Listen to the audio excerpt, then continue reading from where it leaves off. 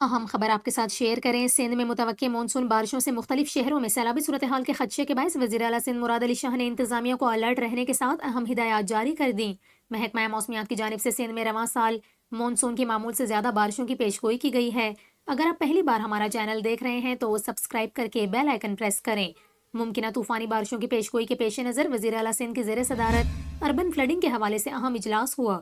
اجلاس میں صوبائی وزراء شرجیل میمن، سعید غنی، مخدوم محبوب، میئر کراچی اور دیگر شریک ہوئے۔ اجلاس میں کمشنر کراچی حسن نقوی نے مونسون بارشوں سے متعلق اقدامات پر وزیر اعلیٰ سندھ مراد علی شاہ کو بریفنگ دی۔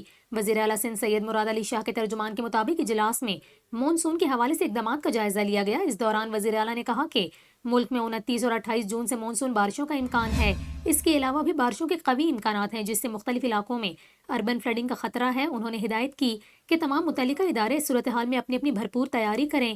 وزیر اعلیٰ نے کہا کہ اجلاس کا مقصد عید پر صفائی اور بارشوں کے پیش نظر اربن فلڈنگ کی تیاری کرنا ہے۔